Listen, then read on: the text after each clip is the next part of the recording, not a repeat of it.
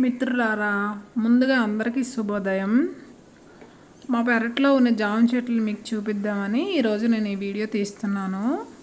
చూడండి, మా చెట్టు ఎంత నిండుగా కాపు కాసిందంటే అసలు ఆకులు తక్కువ కాయలు ఎక్కువ ఉన్నాయి ఫ్రెండ్స్.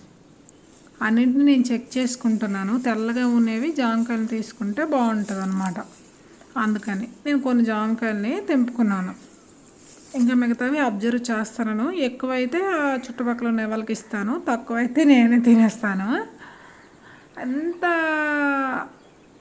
అంటే ఫ్రెష్గా ఉన్నాయంటే అలా చెట్టు నుండి తీసి తింటే ఆ ఫీల్ ఉంటుంది ఫ్రెండ్స్, అసలు మాటల్లో చెప్పలేము. పేదోడింటి యాపిల్ అంటారు జామ చెట్టుని. యాపిల్లో ఉన్న లక్షణాలన్నీ జామ చెట్టులో ఉంటాయంట. అయితే ఈ చెట్టు ఎంత నిండుగా వచ్చిందంటే అండి, మనం భగవంతుడి సృష్టి ఎలా ఉంటుందంటే మన కోసం అనుకుంటే చాలా తక్కువ ఉంటాయండి, మన చుట్టుపక్కల ఉన్న వాళ్ళందరి కోసం అనుకుంటే ఎక్కువ వచ్చేస్తాయి. ఇది మేము నడిసే దారిలో ఊరే చెట్టు అనమాట. మా పెరట్లో దారిలో పోయిన వాళ్ళందరూ దీన్ని పీక్కుంటారు అనమాట. ఇంత నిండుగా వచ్చాయి, కనిపిస్తున్నాయా? ఎంత బుజ్జిగా ఉందో మా జామ చెట్టు తల్లి. గ్రీనరీని లవ్ చేసే వాళ్ళకి తెలుస్తుందండి ఆ ఫీల్.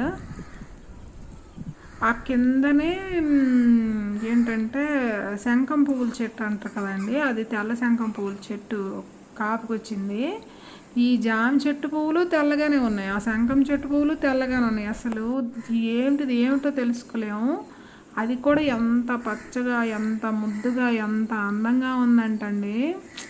మరి నేను మాటల్లో అసలు వర్ణించలేను అనమాట. అంత అందంగా నాకు ప్రకృతి కనిపిస్తుంది అనమాట ఈ వర్షాకాలంలో. నా వీడియో తప్పుగా ఏమైనా మీకు అనిపిస్తే మాత్రం నన్ను క్షమించాలండి. నచ్చితే మీ ఫ్రెండ్స్కి షేర్ చేయండి, లైక్ చేయండి, ఎంకరేజ్ చేయండి ఫ్రెండ్స్. కొత్త వాళ్ళని ఎంకరేజ్ చేయండి.